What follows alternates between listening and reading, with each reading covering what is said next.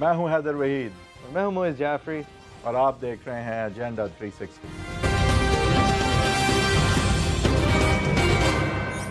Welcome to agenda 360۔ آج کی اور ہفتے کی اور شاید ہفتے سے زیادہ کی بھی سب سے بڑی خبر تجاوزات کو ختم کرنے کا جو سپریم کورٹ نے امپلیمنٹیشن اور مانیٹرنگ بینچ بنائی تھی، 2 رکنی جسٹس گلزار احمد صاحب اور جسٹس منیب اختر صاحب کی سربراہی میں، دیگر ریپرزنٹیشن جس میں فوج کی بھی ریپرزنٹیشن تھی، رینجرز کی بھی ریپرزنٹیشن تھی، ہمارے سندھ بلڈنگ کنٹرول بھی ریپرزنٹڈ تھی، ڈیپیوٹی اٹارنی جنرلز اور ایڈوکیٹ جنرلز کے آفیسز، کوئی تقریباً 30 لوگوں کی ریپرزنٹیشن کے اندر جو یہ بینچ چل رہی ہے، جس کی شروعات ثاقب نثار صاحب نے شاید سرسری طور پہ ایمپریس مارکیٹ کے حوالے سے حکم دیتے ہوئے، وسیم اختر صاحب کو بلاتے ہوئے، سندھ حکومت کو براہ راست احکامات دیتے ہوئے، یہ پھر بینچ اپنی ریزیڈیوری میں چھوڑ کے گئے ہیں، جو کہ تواتر سے میٹنگز کرتے ہوئے کراچی کے اندر تمام جو غیر قانونی تجاوزات ہیں، تمام جو غیر قانونی قبضے ہیں، چاہے وہ ریلوے کی زمینوں پہ ہوں، چاہے وہ پانی کی واٹر بورڈ کے حوالے سے ہوں، چاہے وہ ڈی ایچ اے میں ہوں، چاہے وہ لوگوں کے ان حقوق کو سلب کر رہی ہوں جو کہ ہمارے بنیادی حقوق میں شامل ہیں، سب لوگوں کا حق ہونا چاہیے، جس طرح کے سمندر تک رسائی، اس سب کچھ کے حوالے سے یہ بینچ تواتر سے ملتی آئی ہے وحید صاحب۔ اور آج کچھ بڑے سٹننگ سے اس کے اندر سے سٹننگ آپ نے صحیح کہا، ایک پہلے تو میرے خیال سے اس کو خراج تحسین بھی سمجھا جا سکتا ہے، لیکن صرف یہ بات نہیں ہے کہ اس میں صرف پازیٹیو ہے، بٹ ایک بہت نوٹ وردی بات ہے کہ اس وقت ایک ہی ستون ہے جو کام کر رہا ہے، نہ کوئی قانون سازی ہے، نہ ایگزیکٹو جو ہے کسی پوٹینشل پہ کام کر رہی ہے۔ اگر ایک ہی ستون لیجسلیچر گیا، وہ تو ہے ہی نہیں سمجھے ابھی، ایگزیکٹو 19-20 18-20 15-20 12-20 اور کام سارا جوڈیشری کر رہی ہے۔ اب یہ جو ساری چیزیں، اور لوگ یہ کہتے ہیں کہ یہ جوڈیشری کا کام نہیں ہے، یہ جوڈیشری کیوں کر رہی ہے؟ دیکھیں، جب ایگزیکٹو، جب حکومتیں اور پچھلی اتنی ساری حکومتیں، انہوں نے یعنی ایس بی سی اے نے، اداروں نے، اتھارٹیز نے قانون میں جو وہ پابند تھے کرنے کو، انہوں نے نہیں کیا، یعنی کہ بننے دیے، یہ تجاوزات بننے دیں، غیر قانونی بلڈنگز بننے دیں، تو جب وہ ایگزیکٹو جو ہے وہ قانون کی پاسداری نہیں کرتا تو اس کی جوڈیشل ریویو ہوتی ہے، اور پھر عدالت بتاتی ہے کہ آپ نے قانون توڑا ہے اور آپ اس کو کس طرح درست کریں گے۔ تو یہ جوڈیشری کا کام اسٹرکٹلی سپیکنگ اگر آپ دیکھیں تو ہو سکتا ہے کہ عام طور پہ ایک ایڈوانس ڈیموکریسی میں جوڈیشریز کو ایسا نہ کرنا پڑتا ہو، لیکن ہمارے ہاں جہاں آوے کا آوا بگڑا ہوا ہے، وہاں جوڈیشری کا کام یہ بن جاتا ہے۔ اور میرے خیال سے جوڈیشری کا بڑا احسان ہے کراچی شہر پہ کہ وہ، ابھی ہم اس پہ آتے ہیں کہ ریزیڈینشل گھروں پہ کو بھی توڑنا، یہ وہ کہ میں حق میں نہیں ہوں پرسنلی، لیکن اوور آل اگر دیکھیں یہ ابھی اس کی ڈیٹیل میں نہیں، ہم اپنے ریپرزینٹیٹیو عرفان الحق صاحب ہیں، court report as a concept یہ لوگوں کو سمجھنا پڑے گا کہ یہ جو اتنی ہم بات کر سنتے ہیں کہ یہ کیا جوڈیشری کا کام ہے یا نہیں، تو یہ جوڈیشری کا کام actually in the larger scheme of things ہے اور بن جاتا ہے، کیونکہ ایگزیکٹو نے اپنا کام نہیں کیا۔ یہ ایگزیکٹو صرف نہیں، پریویس ایگزیکٹو شاید وہ کام کرنے کی ساکھ نہیں رکھتا یا دل نہیں رکھتا۔ عرفان الحق صاحب کو میں انٹروڈیوس کرنا چاہوں گا، کورٹ رپورٹر ہیں ہمارے، سماج تواتر سے اس حوالے سے اور دیگر کورٹ ڈیٹیلز کو رپورٹ کرتے ہیں۔ عرفان صاحب بہت شکریہ۔ آئی تھنک سب سے بڑی اور سب سے سٹارٹ خبر یہ کہ اگر آپ کے بس کی بات نہیں ہے ایس بی سی اے کے حوالے سے تو پھر آپ رہنے دیں، آپ کے پاس سے یہ طاقت لے لیتے ہیں۔ کون سی طاقت؟ کراچی کو ریگولیٹ کرنے کی۔ وہ طاقت لے کے کس کو دیں گے؟ میں پوچھنا چاہوں گا، اور یہ کراچی کی ریگولیشن میں مصطفیٰ کمال صاحب جب بہت سارے بریجز اور انڈر پاسز بناتے تھے تو یہ یاد دلاتے تھے کہ آدھے سے زیادہ کراچی میرے بس میں نہیں ہے، تو وہ بھی لوگ جن کے آدھے سے زیادہ کراچی ہے، ملٹری لینڈز کی ایکسکیوز میں وہ سویلین ڈسپنسیشنز کو زمینیں بیچتے ہیں اور ان کو رکھتے ہیں، اس حوالے سے بھی بہت ڈیسیجنز آئے ہیں، ذرا بتائیے۔ مجھے اس حوالے سے یہ بات ہمیں سمجھ لینی چاہیے، جو مصطفیٰ کمال صاحب کا آپ نے ذکر کیا، وہ بار بار یہ دہراتے تھے کہ کراچی میں 18 ایجنسیاں کام کر رہی ہیں، 18 ایجنسیاں کام کر رہی ہیں، آدھے سے زیادہ کراچی میرے پاس نہیں ہے۔ اور یہی جب یہ انکروچمنٹ کے حوالے سے کیسے سامنے آئے، اور بالخصوص یہ جو ریویو ہو رہا ہے اب بار بار مانیٹرنگ بینچ کا آپ نے ذکر کیا گلزار صاحب کی سربراہی میں، اور یہ بار بار اس کو ریویو کرتے ہیں، تو ہم یہاں دیکھتے ہیں کہ جو ریپرزنٹیٹیوز ہوتے ہیں وہاں پر مختلف اداروں کے، وہ K M C, S B C A, Sindh government سے کہیں زیادہ وہ ہوتے ہیں کنٹونمنٹس کے، ڈی ایچ اے کے، بیکاز ان کے پاس بہت زیادہ ہے، کراچی بہت زیادہ ایریاز ان کے پاس ہیں۔ تو جو اچھا، صرف ایریاز زیادہ ہیں یا لا قانونیت اور تجاوزات بھی بہت زیادہ ہیں؟ اب تک جو صورتحال سامنے کچھ لا قانونیت نہیں ہوتی وہاں، وہ ان کے لاء کے مطابق ہوتا ہے، جی وہ لاء کے اندر ترمیم ہوتی ہے، وہ ان کی لاء آپ کو پتہ ہے کہ ایکٹیو ملٹری لینڈ کی ڈیفینیشن کے اندر بیرکس ہیں، لیبر کیمپس ہیں، فوجی اڈے ہیں, شادی ہال ہیں, CNG اسٹیشن ہیں, سنیما ہال بھی ہے جی وہ بھی ہیں. شادی ہالس کا بڑا اچھا انہوں نے ایکٹیو ملٹری لینڈ جو جواز پیش کیا تھا پچھلی میٹنگ میں, شادی ہالس کے حوالے سے بتایا گیا تھا پاک فوج کی جانب سے کہ ہمارے جو اشودا کا ایک فنڈ ہے اس کے لیے ہم یہ ارن کرتے ہیں کچھ جو بزنس وغیرہ کر کے, اس پہ بہت سخت ریمارکس دی تھی اور وہ باقاعدہ منٹس میں لکھوایا تھا گلزار صاحب نے کہ آئین سے متصادم کوئی پالیسی نہیں قابل. اوپر سے دیکھیں شہداء کو پیسے ملنے چاہیے, حکومت سے ملنے چاہیے. اگر پاک فوج کا خیال ہم نے رکھنا ہے, ہماری فوج ہے ہمارے تحفظ کے لیے, لیکن اگر کوئی ادارہ خود سے ارادہ کر لے کہ میں نے پیسے ریز کرنے ہیں اور کس طرح کرنے ہیں کیونکہ میں نے فرٹیلائزر بھی بنانا ہے, میں نے یہ بھی کرنا ہے, وہ ایک علیحدہ بات ہے. بہرحال وہ دیکھیں کورٹ میں اب بات جو یہ چل رہی ہے, میرا آپ سے سوال یہ ہے کہ دو یہ بہترین جج ہیں جو کہ امپلیمنٹیشن بینچ میں بیٹھے ہیں. امپلیمنٹیشن بینچ کا زمرہ جو ہم دیکھ رہے ہیں کہ کوئی بہت زیادہ ڈیفائنڈ نہیں نظر آ رہا جس طرح سے وہ آگے بڑھ رہے ہیں. انکروچمنٹس کے حوالے سے زمرہ ہے اور اسی کے اندر آگے بڑھ رہے ہیں. یہ کہہ رہے ہیں کہ عریبین سی کے اندر آپ کسی کی رسائی نہیں روک سکتے. جیوگرافک یا جورسڈکشن جو ہے ظاہر ہے کہ ان کی سپریم کورٹ پاکستان ہی ہے. اگر آپ مری ڈیولپمنٹ اتھارٹی الاٹ کرتے کرتے 20,000 ایکڑ کراچی سے بہت زیادہ دور اوپر تک الاٹ کر سکتی ہے. لیکن اب سوال میرا یہ ہے عرفان صاحب کہ جو چیز سٹارک ہے اور جس وجہ سے ہم یہ شو کر رہے ہیں, جو ایک نئی چیز ہوئی ہے, پہلے ہی کوئی یہ نہیں سوچ سکتا تھا کہ یہ ملٹری کنٹونمنٹ لینڈ کے تجاوزات جن کو کہ کنٹونمنٹ کی بیکنگ ہو ان پہ کوئی ہاتھ ڈال سکتا ہے. یہ جوڈیشری اب دکھا رہی ہے کہ ہولی کاؤ کوئی نہیں ہے. آپ غیر قانونی چیز غیر قانونی ہے. ایگزیکٹلی ڈزنٹ میٹر کہ کون قانون توڑ رہا ہے. تو انہوں نے کیا آرڈر کیا کہ آپ یہ جو امینٹی پلاٹس کو کمرشل کرتے ہیں یہ غیر قانونی ہے, یہ جو تجاوزات ہیں. لیکن یہ تو یہ بتایا نا کہ آپ نے کورٹ میں جو آبزرو کیا ہے, کیونکہ آپ کورٹ کے رپورٹر ہیں, تو جب اس طرح کی بات آتی ہے جب ملٹری لینڈز کی بات ہو رہی ہے تو کورٹ کا رویہ آگے سے کنٹونمنٹ کے وکلا ہیں, یہ ایک نئی چیز ہے پاکستانیوں کے لیے. صاحب یہ جو پہلے تو یہ ایشو جو ہمارے ناظرین ان کو بتا دینا چاہیے ہمیں کہ پارکس کا ایک کیس آیا تھا کہ پارکوں میں جو انلیگل ایکٹیویٹیز ہیں, دفاتر, سیاسی دفاتر قائم ہو گئے فلاں فلاں فلاں, اس حوالے سے ایک جسٹس گلزار احمد صاحب نے 2016 میں آرڈر کیا تھا کہ تمام ادارے اپنی اپنی رپورٹس دے دیں کہ جو ایمینٹی پلاٹس ہیں, بالخصوص جو رفائی پلاٹس شہر بھر میں ہیں, وہاں پر کیا سرگرمیاں ہو رہی ہیں. اگر کوئی تجارتی سرگرمی ہو رہی ہے تو وہ غیر قانونی ہے, رپورٹس دیتے ہیں. اب جب یہ رپورٹس آنا شروع ہوئیں تو پتہ چلا کہ کنٹونمنٹ کے جو علاقے ہیں وہاں تو بہت بڑے پیمانے پر یہ ساری انکروچمنٹس ہوئی ہیں. انکروچمنٹ انہوں نے اس لیے کہا ہے کہ یہ آپ کو اس بات کی اجازت نہیں ہے کہ اس کو آپ اپنے بزنس کے لیے یوز کریں یا اس پہ کوئی کمرشلائز کریں یا آگے بیچیں یا رینٹ لیں یا لوگوں کی رسائی اس تک محدود کریں. جس طرح یہ ڈی ایچ اے کا عریبین سی کے حوالے سے انہوں نے حکم دیا ہے, انہوں نے کہا ہے یہ سمندر سب کا ہے, اس تک کی رسائی آپ نہیں روک سکتے.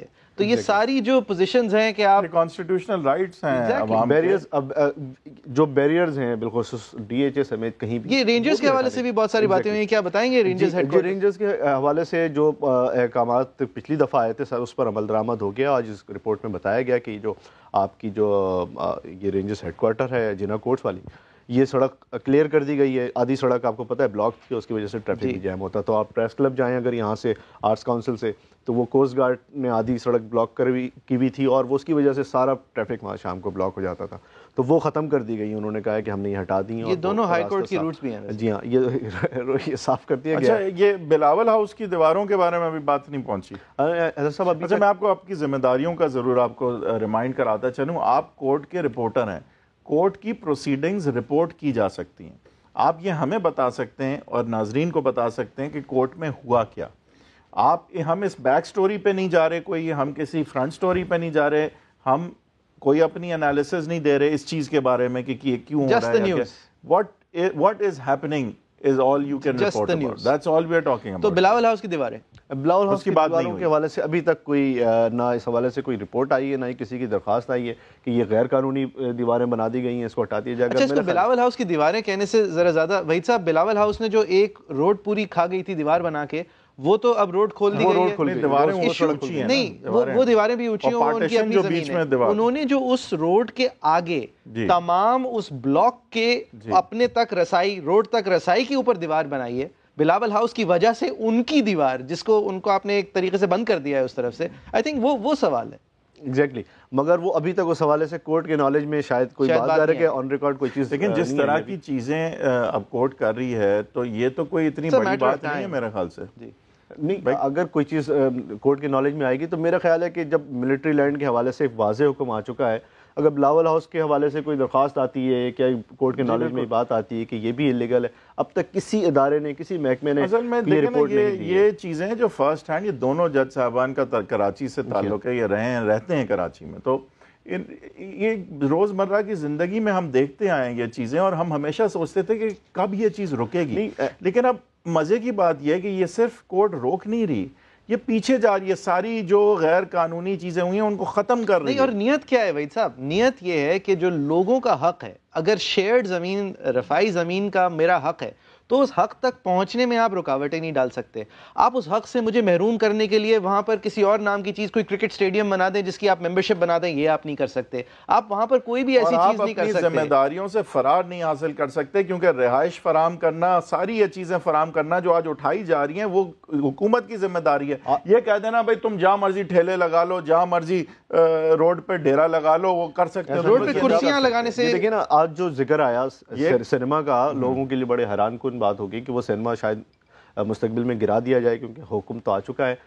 دراصل جو گزشتہ آرڈرز تھے گلزار صاحب کے, انہوں نے ریویو کرنا تھا آج, تو اس نے ریویو کیا, انہوں نے کیا ہوا, انہوں نے بتایا گیا بھائی کہ جو آپ کا آرڈر تھا, حکم ہم نے دیکھا تو نہیں ہے جی نہیں ابھی تک, تو کورٹ میں انہوں نے کہا تو حکم ہی ہے, لیکن ہم نے ریٹن حکم نہیں دیکھا. نہیں پچھلا تو تھا, وہ ریٹن میں ہمارے پاس آ گیا تھا. اچھا, سینما کی بات ایگزیکٹلی, وہ جو سینما والی بات آج آئی ہے, بیکاز وہ جب جو کالا پل پہ اور اولڈ سبزی منڈی پہ جو شادی ہالز بنے ہوئے عسکری اداروں کے, اس کے حوالے سے جب گلزار صاحب نے استفسار کیا کہ اس کی کیا پروگریس ہے, تو بتایا گیا کہ اس حوالے سے ہم نے بات کی ہے. گلزار صاحب نے اس سے پہلے اس حوالے سے نیت کیا ظاہر کی تھی کہ یہ شادی ہالز کیوں غلط ہیں؟ کیونکہ دیکھیے وہ ایکچولی وہ دیکھ رہے تھے کہ ایمینٹی پلاٹس پہ جو کاروبار ہو رہا ہے, ایمینٹی گلزار صاحب کا جو نہیں, یہاں پر ایمینٹی پلاٹس تو نہیں ہے نا, یہاں پر تو ملٹری لینڈ سے ان کو شکوہ ہے. ان کو دو شکوے ہیں.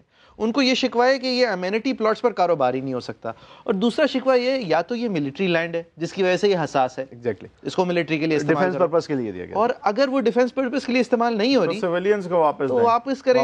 یہی ایگزیکٹلی یہی اوپر تجارت نہیں ہو سکتی. ڈی ایچ اے میں جہاں جہاں زمینیں الاٹ کی گئی ہیں کاروباری مقاصد کے لیے, وہ سارا کینسل کرنے کا حکم تھا پچھلی دفعہ بھی, اور شاید اس پہ عمل درآمد اب ہو رہا ہو.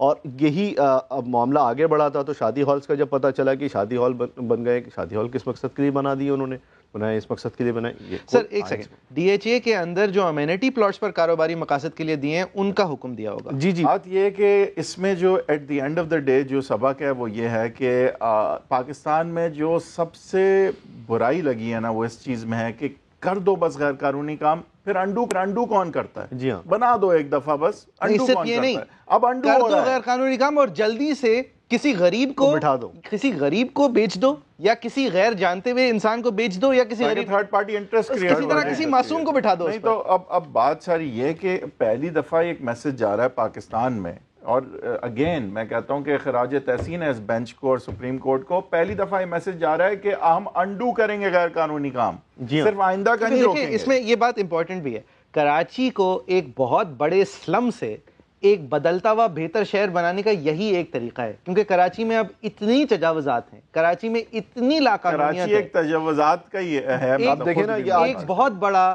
سلم سے ریورس کر کے اگر کراچی کو لانا ہے, اگر اس کو ری ڈیولپ کرنا ہے, میں اس کا ایکسپرٹ نہیں ہوں, بہت سارے آرکیٹیکٹس نے بہت ساری چیزیں اوپائن کی ہیں, شاید اس میں یہ غلط ہو ایمپریس مارکیٹ کو ایک کلونیل ہیریٹیج اسپاٹ بنا دینا, شاید غریبوں کی رسائی زیادہ کرنے کے لیے کوئی بہتر آئیڈیاز ہوں, لیکن جو کی بھی لاقانونیت ہے اس کو انڈو کرنا ضروری ہے. بھائی یہ ساری چیزیں انڈو کرنا ضروری ہیں, کس طرح سے کہ خیال رکھیں کہ لوگوں کے گھر ہیں جہاں وہ سب ہے, کمپنسیٹ کریں, وہ بھی کریں, لیکن یہ ریلوکیٹ کرنا ضروری ہے. آپ یہ کیسے کہہ سکتے ہیں کراچی سرکولر ریلوے بن نہیں سکتی کیونکہ اس کے راستے میں بہت سارے گھر کھڑے ہیں؟ اس کے جواب میں جب وہ گھر کو ریلوکیٹ کرنے کی بات ہو یا گرانے کی بات ہو تو منسٹرز آ کے کہیں کہ آپ گرا بھی دیں گے تو ہم بنا نہیں سکتے, ہمارے پاس پیسے نہیں ہیں. اب یہ نیت کیسے ہو سکتی ہے؟ ایک سرکولر ریلوے, دنیا کے سب سے بڑے 10 شہروں میں سے ایک کی سرکولر ریلوے نہیں چلتی.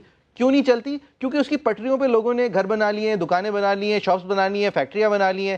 گٹر کے نالوں میں سے پانی کیوں نہیں نکلتا؟ کیونکہ ان گٹر کے نالوں کو بھر کے لوگوں نے اس کے اوپر قبضے کر لیے ہیں. میرا یہ بھی کہنا ہوگا کہ اگر آج سپریم کورٹ کے حکم کے نتیجے میں کوئی بے دخل ہوتی ہے دکان یا کچھ بھی, تو یہ قصور سپریم کورٹ کا نہیں ہے, یہ ان سیاستدانوں کا اور حکومت کا ہے جنہوں نے ہونے دیا. یہ کورٹ نے آبزرویشن دی ہے, جیسے ثاقب نثار جب چیف جسٹس آف پاکستان سماعت کر رہے تھے اس کیس کی, انہوں نے کہا یہ تو اسٹیٹ کی ذمہ داری ہے کہ ان کو اکوموڈیٹ کریں, اور جنہوں نے غیر قانونی الاٹ کیا ہے ہم تو قانون کو دیکھ کے جنہوں نے غیر قانونی یہ کام کیا ہے وہ ہیں ذمہ دار. دیکھیں اور ایک اور چیز ہے, نثار صاحب نے یہ ایمپریس مارکیٹ کے حوالے سے وسیم اختر صاحب نے جب آ کے بہت کہا تھا کہ بہت ریزنٹمنٹ آ رہی ہے تو یہ کلیئرٹی دکھائی تھی, لیکن کراچی کے شہری ہوتے ہوئے, کراچی کے اندر کی ساری پوزیشنز جانتے ہوئے یہ اس طرح مانیٹر کرنا میرے خیال سے ذرا زیادہ مشکل ہے, اور میرے خیال سے اسی لیے زیادہ سراہنا چاہیے. اور اتنا کنٹینیوسلی, ایک چیز ہوتی ہے حکم صادر کر دینا اور ایک چیز ہوتی ہے اس کو کنٹینیوسلی مانیٹر کرنا, اینڈ آئی تھنک جس کلیئرٹی کے ساتھ اور جس سنگولر انٹینٹ کے ساتھ یہ ساری باتیں کی جا رہی ہیں, یہ کری ہی صرف جب جا سکتی ہیں جب سب برابر ہوں قانون کے سامنے. اور قانون دیکھیں انٹیگریٹی کی بھی بات ہے, اس بینچ کی انٹیگریٹی ہے کہ کوئی کویسچن نہیں ان کو کر سکتا, اور یہ انٹیگریٹی ہے اس بینچ کی کہ یہ اکراس دا بورڈ چاہے جو پولیٹیکل پارٹی ہے کوئی انگلی نہیں اٹھا سکتا. اور at the end of the day دیکھیں اگر یہ کام کنٹینیوئنگ مینڈیمس جسے ہم کہتے ہیں کہ کورٹس رکھ رہی ہیں تو that is also vote of no confidence in this executive. ورنہ تو آسان کام تو یہ ہوتا کہ وہ بس کہتے آرڈر اور کہتے ہیں بھائی یہ چیزیں جاؤ کر دو, یہ تمہارا کام ہے, اس شک کے اندر تمہاری ذمہ داری ہے, اس شک کے اندر تمہاری ذمہ داری ہے. انہوں نے اپنے سر لی ہوئی ہے پلاننگ. ویسے ایس بی سی اے آخر میں ایس بی سی اے کی پلاننگ کا آپ کے بس کی بات ہی نہیں ہے تو کہاں گئی وہ؟ دیکھیں پہلے تو کے ایم سی کے پاس یہ ڈپارٹمنٹ تھا, ماسٹر پلان ڈپارٹمنٹ. اچھا ایک المیہ یہ ہے کہ گزشتہ 2007 میں اپروو کیا تھا سپریم کورٹ نے ماسٹر پلان کراچی کا, اور یہ کہا تھا کہ اس کو آپ نوٹیفائی کر دیں.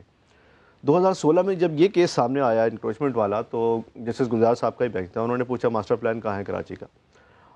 کین یو بلیو کہ 2 سال تک وہ صرف سرکاری ادارے آپ کے کے ایم سی اور ایس بی سی یہ بتاتا رہا کہ ہمارے پاس ہے, ہمارے پاس ہے, ہمارے پاس ہے. ابھی تک کہاں ہے؟ ابھی پچھلے دنوں یہ پتہ چلا ہے کہ ایس بی سی اے نے ہم نے ماسٹر پلان بھجوا دیا ہے سندھ گورنمنٹ کو, نوٹیفائی نہیں ہو رہا. تو عرفان صاحب جب 2 ماسٹر پلان آئیں گے, پرانا والا اور لیٹسٹ والا, اور بلکہ سارے میرے خیال سے سارے ماسٹر پلانز دیکھنے ہوں گے شروع سے لے کے کہ جو changes over the years I ہیں کیا وہ قانونی چینجز ہیں, امینڈمنٹس ہیں جو ماسٹر پلان میں ہوئی ہیں, یا یہ وہ والی چینجز ہیں جو کہ ایکچولی آتھرائز نہیں تھیں لیکن ان کو کر دیا گیا ہے, چائنا کٹنگ کے ذریعے سے کیا, یا جیسے پارک غائب کر دیے, سٹارم ڈرین غائب کر دیا, کراچی واٹر لائن کی راستہ غائب کر دیا. ایک عزم جو نظر آ رہا ہے اس وقت سپریم کورٹ کا وہ یہ ہے کہ جو اوریجنل ماسٹر پلان ہے اس میں جو لیگل ترامیم ہے وہ تو ٹھیک ہے, جو ایک اللیگل ترمیم ہے ان کو ریورس کیا جائے, اور ایک وہ ایسی چیز ہے جو غلط کہیں بن گئی ہے اس کو unless residential house I think اس پہ نہیں کوئی ابھی بات. دیکھیں آخری جو ماسٹر پلان سپریم کورٹ کو دیا گیا تھا نا وہ 2007 میں دیا گیا تھا, اور اس کو کورٹ نے کہا تھا اس کو آپ نوٹیفائی کر دیں, جو کہ ابھی تک نہیں ہو سکا ہے. اگر وہ نوٹیفائی اس وقت ہو جاتا تو وہ ظاہر ہے کہ اس کی قانونی حیثیت ہوتی, پھر کورٹ یہی دیکھنا چاہتی ہے کہ اس کے بعد اور اس سے پہلے آپ نے کیا کیا اس میں ترامیم, سچویشن آن دی گراؤنڈ کیا فرق ہے, کیا امیونٹی کہاں تضاد ہے, یہ ہے یا نہیں ہے. گراؤنڈ یہ پارک اور پلے گراؤنڈ تھے وہ کراچی میں جو سٹارم ڈرین ہونا تھا وہاں پر گھر ہے, گھر والا کہتا ہے میں معصوم ہوں. جہاں پر پانی کی لائن ہونی تھی وہاں پر دکان ہے, دکان والا کہتا ہے میں معصوم ہوں. جہاں ریلوے لائن ہونی تھی وہاں پر کالونیز ہیں, کالونی والے کہتے ہیں کہ ہم غریب ہیں. ان سب کی باتیں وجہ ہیں. ایک چیز ممکن ہے کہ ایک کمیٹی بٹھائی جائے اور اس میں سارے ایکسپرٹس بھی ہوں, لیگل ایکسپرٹس بھی ہوں, کنسٹرکشن کے ایکسپرٹس بھی ہوں, اور do we now need to rethink کہ کراچی یہاں کھڑا ہے, اللیگیلٹیز یہی ہیں جو ختم کرنی ہیں, لیکن اللیگیلٹیز جو ختم کی جائیں گی تو اس کے نتیجے میں اب کیا اقدامات ہیں جو لینے ہیں تاکہ کراچی آگے بڑھ سکے. لائنز ایریا کے حوالے سے یہ کمیٹی 1972 میں بیٹھی تھی, میں اور آپ اس کے آج تک کیسز دیکھ رہے ہیں, آج تک ری ڈیولپمنٹ. 1972 میں مطلب میں بھی زندہ نہیں تھا, آپ کا تو نہیں, مطلب اس کے کیسز آج تک چل رہے ہیں. نہیں یہ بڑا المیہ ہے ہمارا حیدر صاحب کہ آپ کی جو برساتی نالے ہیں اور جو سیوریج کی جو لائنیں ہیں اور جو سیوریج کے نالے ہیں وہ ایک ہو گئے ہیں اب.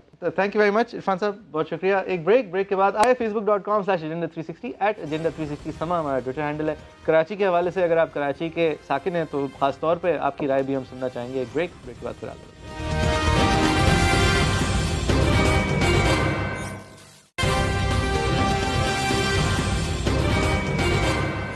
Welcome back. اس سیگمنٹ میں ہم بات کریں گے جے آئی ٹیز کی, 2 جے آئی ٹیز کی کہانیوں کے حوالے سے.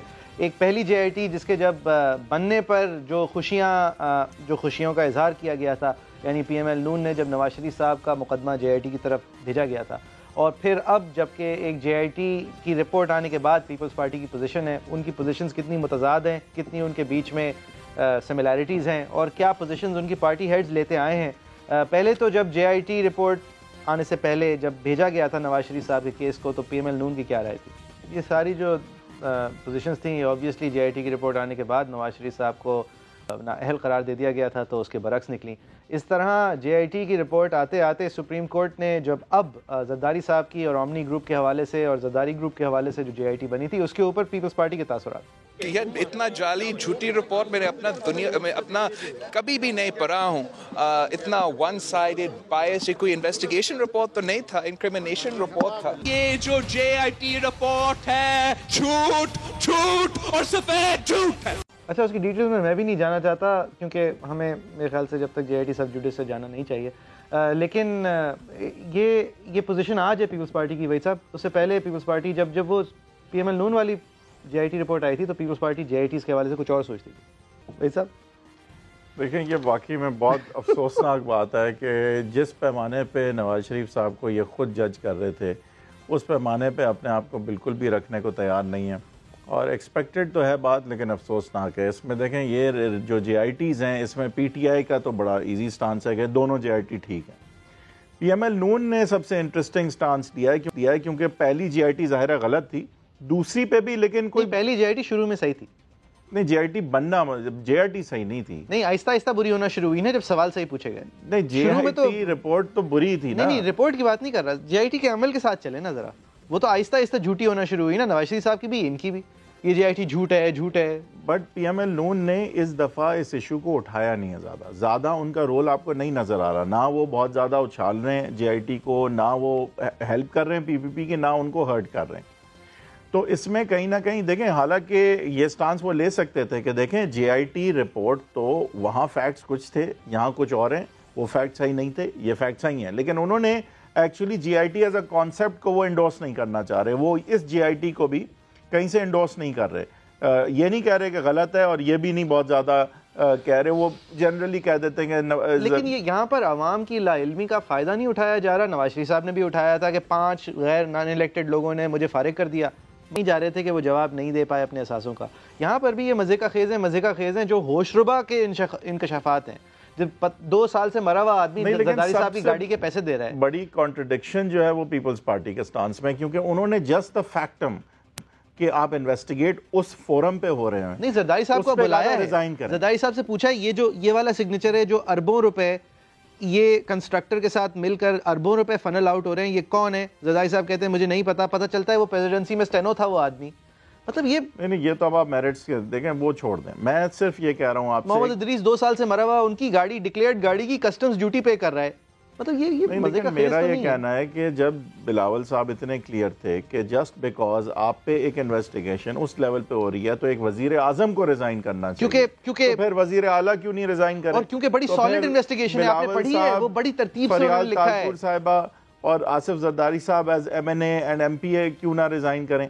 بات یہ کہ it's about what's good for the goose is good for the gander اور ناٹ, کہ آپ جو جس پیمانے پہ نواز شریف صاحب کو جج کر رہے تھے پبلکلی, آپ اس پیمانے پہ اپنے آپ کو جج ہونے کو آپ تسلیم نہیں کر رہے. آپ سامنے آ کے کہہ رہے ہیں دیکھیں جی یہ جے آئی ٹی کی رپورٹ آپ پڑھیں, کتنی سینسیبل ہے, کتنے طریقے سے رپورٹ بنائی ہے. ایک اور فرق بھی میں آپ کو بتاؤں, ایک اور بہت بڑا فرق ہے. پی ٹی آئی کی سملیرٹی یہ تو ہے کہ ان کے لیے تو دونوں جے آئی ٹی ٹھیک ہیں, لیکن ایک بہت بڑا فرق ہے جس طرح سے نواز شریف کے پیچھے خان صاحب پڑے تھے, بالکل قریب بھی نہیں وہ پیچھے پڑے آصف علی زرداری کے, قریب بھی نہیں. کیا اس کی وجہ ان کے لیے مسائلیت ہے؟ کیونکہ اپوزیشن ایک اگر ہونے کی کوئی بھی طریقہ ہے تو یہ ہے کہ نواز شریف عمران خان صاحب ان کے بھی پیچھے پڑ جائیں. بالکل لگتا تو یہی ہے, اور اوپر سے دوسری بات ہے کہ قانون سازی نہیں کر سکتے. تو مطلب کہ صاف چلی, شفاف چلی جب تک کہ ضرورت پڑی, تو پھر اس کے بعد دیکھیں تاثر یہ ملتا ہے, خدا جانے سچ کیا ہے, تاثر یہی ملتا ہے کیونکہ آپ خود دیکھیں نا کہ کتنا فرق ہے رویے میں. پی ٹی آئی ان کے بھی پیچھے جا رہی ہے, لیکن اس طرح نہیں. آپ کو یاد ہے وہ کس لیکن ایک سیکنڈ, یہ بھی آپ کو داد دینی چاہیے, ایسی نہ پیپلز پارٹی کی حکومت تھی نہ پی ایم ایل نون کی حکومت تھی کہ اوورل آرڈرز آئیں کہ آپ نے ان کو کیوں ڈالا ہے ای سی ایل پر. منسٹر آف انٹیریئر موو کرے فیڈرل گورنمنٹ کو, فیڈرل گورنمنٹ کہے کہ نہیں جی ان کو ڈلا چھوڑ دیں, ہم نہیں فکر کر رہے, ہم نہیں ہٹا رہے ان کو ای سی ایل پہ سے. تو یہ پی ٹی آئی نے بھی ایک پوزیشن یہ کہنا ہے کہ وہ ریٹن آرڈر کا ویٹ کر رہے ہیں. اب وہ ریٹن آرڈر جو ہے وہ جب کہ وہی صاحب, لیکن اورل آرڈر کا بھی اگر کمیونیکیٹ کرتا آپ کا انٹیریئر منسٹر تو کون سی حکومتیں تھیں جو اس طرح کھڑی رہتی؟ مطلب یہ پی ٹی آئی کی پوزیشن تو ہے نا.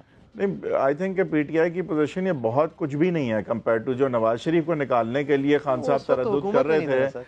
یہ ایک فرق ہے, یہ ایک فرق ہے. آج یہ وزیر اعظم ہے, لیکن ان کے پاس چوہان صاحب اور فواد چوہائی صاحب اور ایون وہ لوگ جو عہدوں پہ نہیں ہیں اتنے ہیں کہ اگر یہ اتنی بگ ڈیل بنانا چاہتے تو بنا سکتے تھے. نہیں پڑھ کے آتے اگر مطلب اگر بس 20 وزیر پڑھ کے آ جاتے اس رپورٹ کو تو اس رپورٹ کے اندر مواد بہت خود کافی ہے. میں صرف یہ ضرور لیکن سمجھتا ہوں کہ یہ کلیئر تھا کورٹ کا انٹینشن کہ وہ یہ نہیں چاہ رہے تھے کہ اس جے آئی ٹی اور جو ہائپ اس میں کریٹ ہو رہی تھی میڈیا میں خاص کر اس کی وجہ سے بلاول بھٹو زرداری صاحب کے یا مراد علی شاہ صاحب کے حوالے سے ایک تاثر ایسا لیا جائے کہ یہ لازماً چور ہیں.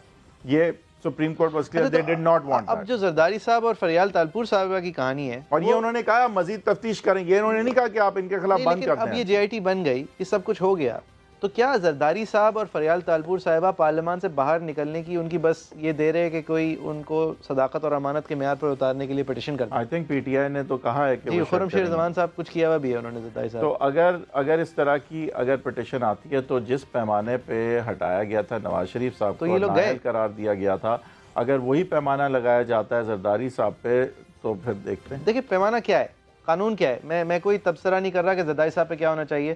قانون پہلے یہ تھا کہ نواز شریف صاحب نے ان وڈران ریسیویبل, وہ تنخواہ جو ان کا حق بنتا تھا لیکن انہوں نے لی نہیں کیونکہ ان کا اس پر حق بن گیا تھا, لہٰذا ان کو اس کو ڈکلیئر کرنا فرض تھا. نواز شریف صاحب نااہل ہو گئے, یہ بددیانتی ہو گئی, یہ صداقت اور امانت کا معیار پورا نہیں ہوا. جس کے بعد خواجہ آصف صاحب کو الیکشن کمیشن نے اس بات پر نااہل قرار دیا کہ وہ کچھ اثاثہ جات اپنے کچھ اونرشپ دبئی کے اندر ڈکلیئر کرنا بھول گئے تھے. خواجہ آصف صاحب کی یہ پوزیشن تھی, یہ غیر دانستہ تھی, میں کوئی اثاثہ چھپانا نہیں چاہ رہا تھا, یہ ڈیکلیریشن میں رہ گئی, پھر بھی اسلام آباد ہائی کورٹ نے ان کو نااہل قرار دے دیا. تو سپریم کورٹ نے اس بات کو ریورس کرتے ہوئے آج اب ہم وہاں کھڑے ہیں کہ اگر آپ پارلیمان میں ہیں, پارلیمنٹیرین ہیں, آپ پر 62 اور 63 لاگو ہے, تو جو آپ دانستہ طور پر چھپائیں گے اور وہ ایک مٹیریل چیز ہوگی, یعنی کہ اس کے چھپانے سے آپ واقعی میں کوئی بڑی بات چھپا سکتے ہیں جو کہ بادی نظر دیکھا جا سکتا ہے کہ آپ بھولے نہیں ہیں, آپ نے چھپائی ہے, تو آپ نااہلی کے قرار پائیں گے. کیونکہ آپ صادق اور امین نہیں ہیں, کیونکہ آپ نے جان بوجھ کے کوئی ایسی چیز چھپائی ہے جس کا پتہ چلنے سے آپ نااہل ہو سکتے تھے, اور آپ کو یہ خدشہ تھا. اثاثے زیادہ پتہ چل جاتے لوگوں کو. یا اس میں کچھ چیزیں ہیں. زرداری صاحب کا ایک فلیٹ, فریال تالپور صاحبہ کا وہ ڈرائیور جس کے نام پہ 5 پلاٹ ہیں, جس کا گھر کا ایڈریس ان کا گھر ہے. دیکھیں فلیٹ ہے اگر تو ہو سکتا ہے وہ کوئی سیل اگریمنٹ ہو کہ پہلے بیچ دیا, چھوڑے فلیٹ نہیں ہے, کیا وہ کافی ہے نہیں کافی ہمیں نہیں پتا. 2 گاڑیاں جو بطور صدر انہوں نے خریدی, جو آج ان کے نام پر ڈکلیئرڈ ہیں, جن کی کسٹمز ڈیوٹی 1,42,00,000 روپے ایک ایسے آدمی نے بذریعہ پے آرڈر دیں کراچی کے ایک ہوٹل کے ایک بینک کی برانچ کے اندر, جو 2 سال پہلے مر چکا تھا. بس یہ آپ نے بتا دیا, اب اس پہ تبصرہ نہ کریں, بس آپ نے بتا دیا کہ یہ چیز رپورٹ میں لکھی ہوئی ہے. اب دیکھیں یہ ساری چیزیں جو لکھی ہوئی ہیں, اس کے بنیاد پہ کیا صداقت اور امانت کا معیار جو ہے اس پہ اترے ہیں آصف علی زرداری صاحب. کیپنگ ان مائنڈ کہ 10,000 درہم کی وہ تنخواہ جو کبھی انہوں نے وڈرا نہیں کی تھی, محض اس تنخواہ کو نہ ڈسکلوز کرنے پر وزیر اعظم نواز شریف نااہل ہوئے تھے, ایک پرائم منسٹر نااہل ہوا تھا. Keeping that in mind. اسی لیے میں سمجھتا ہوں کہ آگے جب یہ نااہلی کی اگر تو پٹیشن فائل ہوتی ہے تو I don't know how things can be any different. اگر نواز شریف صاحب کا فیصلہ اپنی جگہ موجود ہے تو اور کیا ہو سکتا ہے. زرداری صاحب کے ساتھ, فریال تالپور صاحبہ کے ساتھ, مراد علی شاہ صاحب کے ساتھ plenty a slip between the cup and the lip. لیکن کیا ہونا, مطلب جس طرح ہمارا جوڈیشل پریزیڈنٹ کا جو ہے وہ جب تک کہ پیالے سے لے کے پلیٹ میں ہوتی ہے اور جب تک کہ آپ اسے پینا شروع کرتے ہیں اس درمیان بھی بڑا فاصلہ ہے, بہت کچھ ہو سکتا ہے, اس لیے ہم کوئی چیز نہیں کہہ سکتے. لیکن ہمارا جو جوڈیشل پریزیڈنٹس کا سٹرکچر ہے, مطلب اس کے مطابق پتہ نہیں صداقت, امانت اور یہ ہمیں کچھ پتہ بھی ہے. ایک بریک لیں گے. آپ کی کیا رائے ہے؟ ایجنسی سما facebook.com/agenda360 ہمارا فیس بک پیج ہے. Keep watching.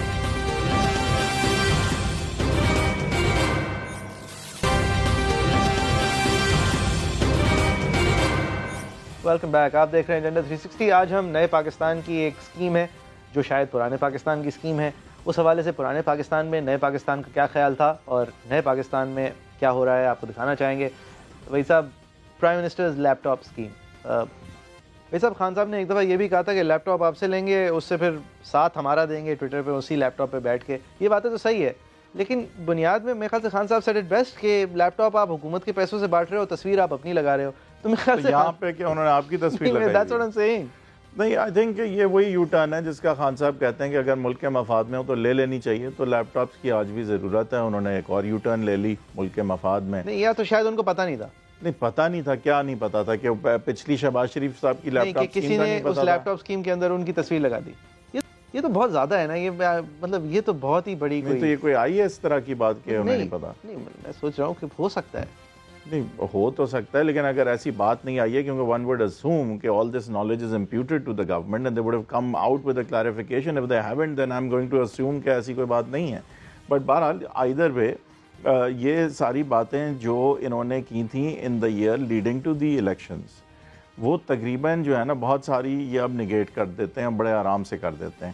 اور لوگوں کی میموری جو ہے وہ بڑی تھوڑی ہوتی ہے اور اگلے الیکشنز تک شاید وہ یہ بھول جائیں.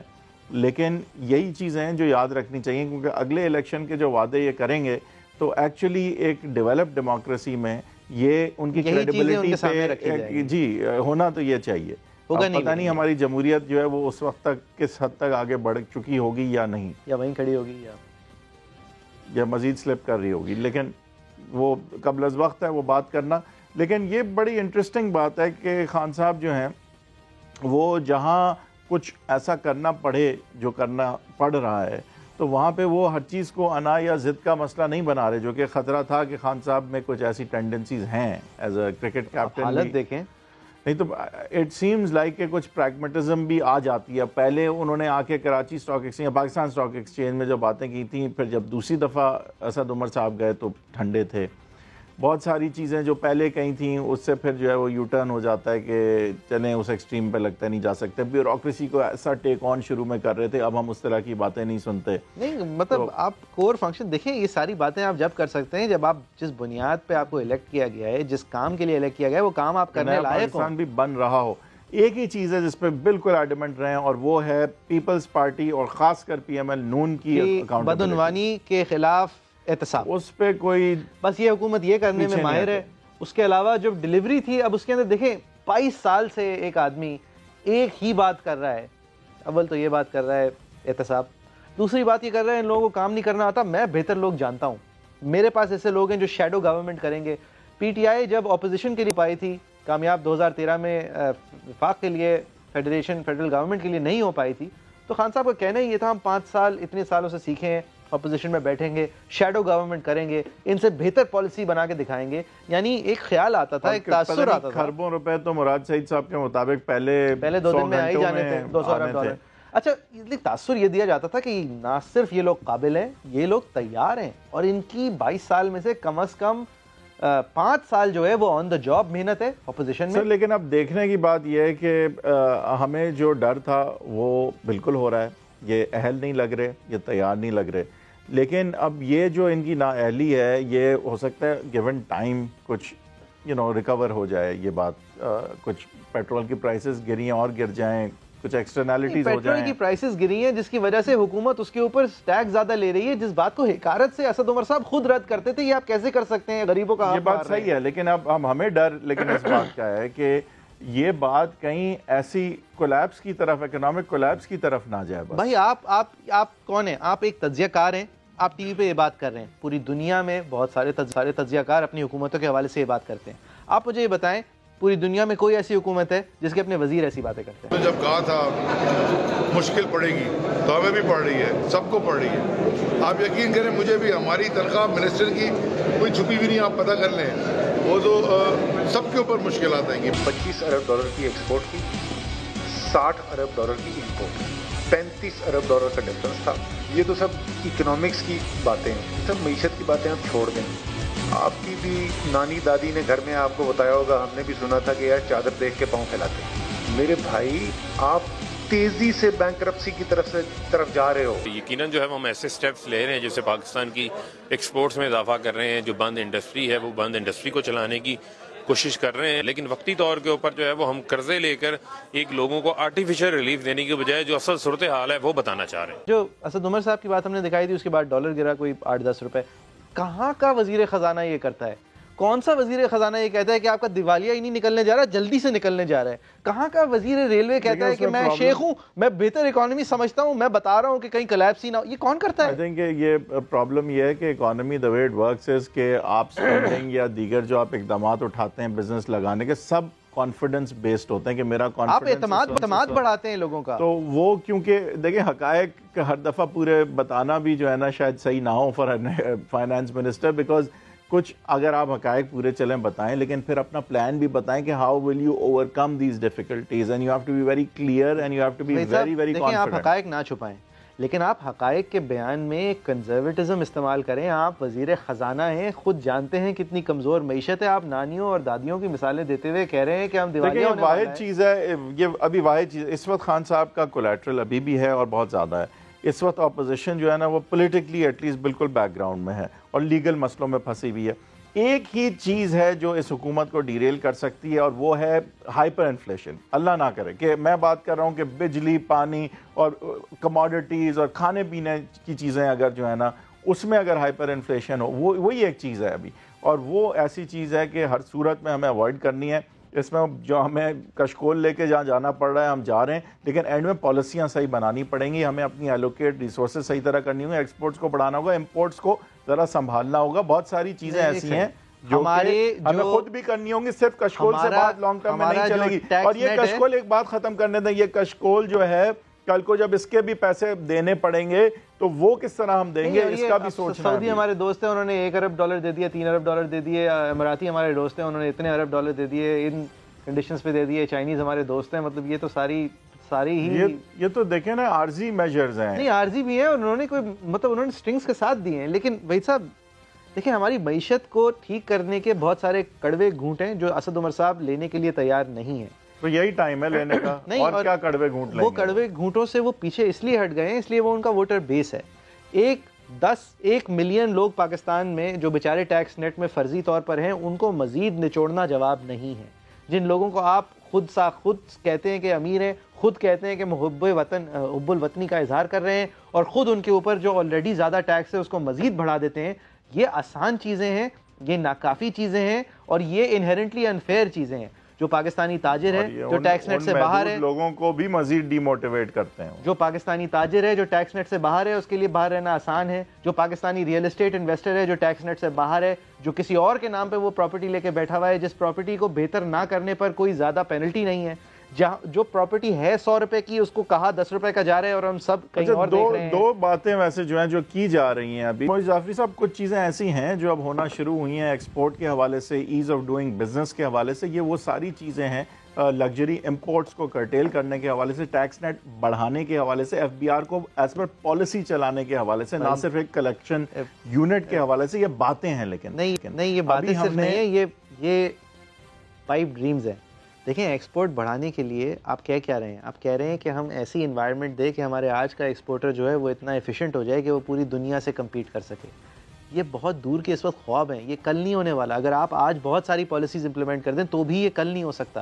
یہ تو ایک لانگ ٹرم پلان ہے. نہیں, اور پتہ ہے دیکھیں ایکسپورٹ بڑھانے کے لیے آپ کو مینوفیکچرنگ کا کچھ کرنا ہوگا, جس کے لیے آپ کے پاس نہیں, آپ کے پاس نہیں ہے وہ ریسورس, بجلی نہیں ہے آپ کے پاس, آپ کے پاس ایفیشنسی نہیں ہے. لیکن کچھ چیزیں ہیں, آئی ٹی ہے جس طرح, کچھ چیزیں جس میں کم انویسٹمنٹ سے بھی آپ جو ہے سافٹ ویئر ڈیولپمنٹ ہو سکتی ہے, کل ہو سکتی ہے. جس طرح مفتاح اسماعیل صاحب اور شاہد خان پالیسی چینج کرنے کی ضرورت ہے, انویسٹمنٹ کی زیادہ ضرورت ہے. اور مفتاح اسماعیل صاحب کا خیال تھا کہ آج تک کی جتنی چوری ہے معاف کر دو, آگے بڑھو, ان کو آج ٹیکس نیٹ میں لے آؤ. میں اس کا ساتھ نہیں دیتا, لیکن میں یہ کہہ رہا ہوں کم از کم out of the box thinking ان کی یہ تھی. میں آج یہ کہہ رہا ہوں کہ یہ جو پراپرٹی کے اندر پیسہ چھپایا جاتا ہے, جو نان فائلرز کے نام پر پیسہ چھپایا جاتا ہے, اگر آپ اس پر ہاتھ ڈالیں تو وہ ایک ایسی چیز ہے جو 1 ڈے, ایک دن کا منوور ہے, جو ایک دن میں آپ کو. لیکن ایک اور چیز ہے, دیکھیں ایک اور چیز بھی ہے کہ کچھ پالیسیز یہ ہوتی ہیں, فار ایگزامپل آپ نے اگر یہاں پہ دیکھیں ریسورسز ہیں, ہم ان کا کچھ کر نہیں پاتے. آپ کو جوائنٹ وینچرز کو انویسٹمنٹ لانے کو, ان چیزوں کو نہیں, but you also have to do that. You have to do that. But that won't solve our problem. Resources کا کوئی فائدہ نہیں اٹھایا جا رہا. Our problem needs to be, ہماری جو اس وقت مسائل ہیں ان کو وار فوٹنگ پہ اگر آپ نے ہینڈل کرنا ہے تو جس طرح اسد عمر صاحب نے اپنی پہلی سپیچ کے اندر نان فائلرز کو 40 لاکھ روپے کی پراپرٹی سے زیادہ خریدنے کی جو ان کے اوپر پابندی تھی اس کو ہٹا دیا تھا، اس کے بالکل برخلاف چیزیں کرنا ضروری ہیں، کیونکہ یہ وہ پوزیشنز ہیں جو ویسٹڈ انٹرسٹ کی وہ ثابت کر رہے ہیں، نہ کہ وہ پوزیشنز جو مشکل ہیں، جو مشکل ہے کرنا. شارٹ رن جب آپ ویسٹڈ انٹرسٹ کے پیچھے جائیں گے تو اس کا ریاکشن یہ آئے گا کہ ویسٹڈ انٹرسٹ جو ہے، جو کہ ایکچولی جن کے پاس پیسہ ہے، وہ اپنے پیسے کو کہیں اور یا مزید چھپانے کے چکر میں دیکھیں آپ کا کام ہے یہ بزنس بھی اس میں اگر پاکستان میں یہ کریں، بٹ آئی ڈونٹ تھنک یہ شارٹ ٹرم میں سے کچھ آپ کو ملنے والا ہے. شبر زیدی صاحب کوئی 3 سال پہلے، یہ نمبر آج بھی اپڈیٹ ہو گیا ہوگا لیکن آج بھی اس میں وہی تضاد ہے، ہماری بجٹ ٹرانسمیشنز ہوتی تھیں، اس پر آ کے شبر زیدی صاحب تواتر سے ایک نمبر سامنے لاتے تھے. پاکستان میں رجسٹرڈ سیلز ٹیکس ریٹیلرز جو کہ اپنے آپ کو ظاہر کرتے ہیں کہ وہ تجارت کرتے ہیں، وہ 60,000 تھے، اور پاکستان میں کمرشل بجلی کا میٹر استعمال کرنے والے 1.5 لاکھ لوگ تھے. یہ تضاد 2015 میں تھا، یہ تضاد 2016 میں ہے، نمبرز فرق ہو گئے ہیں، 2017 میں ہے اور آج بھی ہے. یہ تضاد دیکھتے ہوئے آپ اگر اپنی نظر ہٹاتے ہوئے اس سیلریڈ طبقے کی طرف دیکھیں اور ان کو کہیں کہ یار آپ بڑے محب الوطن پاکستانی ہو، سیلریڈ سے وہ پیسہ جمع ہی نہیں ہو سکتا، آپ سے 5% زیادہ ٹیکس لے لیتے ہیں، ہمارے سارے مسئلے حل ہو جائیں گے. سیلریڈ سے یا ڈائریکٹ ٹیکسیشن کا کوئی بھی اور طریقہ، لیکن بہت ساری کچھ ایسے بھی اقدامات ہوتے ہیں جہاں سیلز ٹیکس کو 3% اور بڑھا رہے ہیں، 17% سے 20% اگر آپ سیلز ٹیکس لے کے جا رہے ہیں تو آپ اس غریب آدمی پر بھی اتنا ہی بوجھ ڈال رہے ہیں جتنا آپ امیر آدمی پر ڈال رہے ہیں جو کہ وہ پروڈکٹس اور کموڈٹیز خریدتا ہے. آپ لیتے نہیں کسی سے تو سیلز ٹیکس سے پورا کرتے ہیں، یہ بھی غلط ہے، یہ کاورڈس ہے، یہ کمزوری ہے، یہ غلط ہے، یہ انہرنٹ ٹیکس پالیسی کے خلاف ہے، آپ کا پروگریسو ٹیکسیشن پالیسی کے خلاف ہے.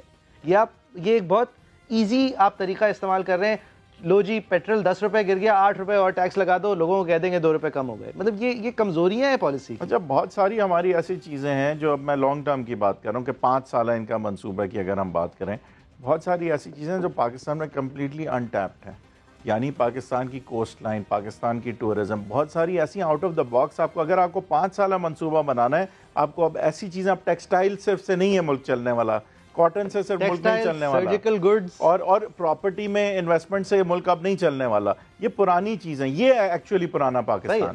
اب اس میں جو نئی چیزیں out of the box thinking ہے، سافٹ ویئر ڈیولپمنٹ ہے، آئی ٹی ہے، بہت ساری ایسی چیزیں ہیں جس میں میرے خیال سے فیوچر ہے پاکستان کا اور پاکستان کی معیشت کا. جس میں بادی النظر، مطلب ویئر نو ایکسپرٹس، بٹ بادی النظر جس میں پاکستان کے جو سب سے بہترین مائنڈز ہیں وہ ملک سے باہر جا کر یہی سارے کام کر رہے ہیں. ایز آف ڈوئنگ بزنس اگر دیکھنی ہے تو انرون کا پاکستان میں آنے کو بھی دیکھیں، لیکن پاکستانی اندر جو بیٹھا ہوا انٹرپرینوریل ینگ پاکستانی ہے اس کے لیے بھی آسان کریں، نہ کہ وہ چکر کاٹ رہا ہے اپنے NTN نکالنے کے لیے اور اپنے ٹیکسیشن کے اوپر اس کو 20,000 روپے کا فائن دے دے وہ. اگر اور دیکھیں بندے، انٹرپرینورشپ ہمارے یہاں ایسی ہوتی تھی کہ آپ جا کے جنرل سٹور کھول رہے ہیں تو آپ انٹرپرینور ہیں، وہ انٹرپرینورشپ نہیں ہے، اور ایٹ لیسٹ صرف وہ نہیں ہے. آپ نے یہاں پہ IT کی فیلڈ میں جا کے ایسی ایپس بنانی ہے، ہمارے بچوں نے وہ بنا رہے ہیں، ایسی ایپس بنا رہے ہیں جس سے ریڈنڈنٹ بھی ہو جائیں گی کافی انڈسٹریز. یہ بھی میں آپ کو بتاؤں، ہم نے آپ کو پتا ہے کہ جس طرح حکومت کی سطح پہ بورڈ آف ریونیو اور باقی سب میں کمپیوٹرائزیشن کی ضرورت ہے، اسی طرح اتنے سارے کام ہیں یہاں اس طرح جو 1 2 4 ایپس آنے کی دیر ہے، انڈسٹری پوری چینج ہو جائے گی. اور ان کا راستہ ری ایلوکیشن آف ریسورسز ہمیں کرنی ہے، ہم نے ادھر نہیں ریسورسز لگانی جو کہ ہم فضول میں لگا رہے ہیں کہ نوکریاں لوگوں کی لگی رہے ہیں جن کا کہ ملک کو کوئی فائدہ نہیں ہو رہا. اور ان لوگوں کا کم از کم اگر ہم ہاتھ بٹا نہیں سکتے تو ان کے اوپر جو ہم نے مشکلیں اور پیپر ورک اور بیوروکریٹک وزن ڈالا ہے کم از کم وہ ہٹا سکتے ہیں. آپ کی کیا رائے ہے؟ facebook.com/agenda360 @agenda360 سما ہمارا ٹویٹر ہینڈل ہے، @JFERII میرا ٹویٹر ہینڈل ہے، @Heatherweight10 حیدر صاحب کا ٹویٹر ہینڈل ہے. انشاءاللہ اگلے ہفتے جمعے کے روز 8:05 پہ پھر حاضر ہوں گے.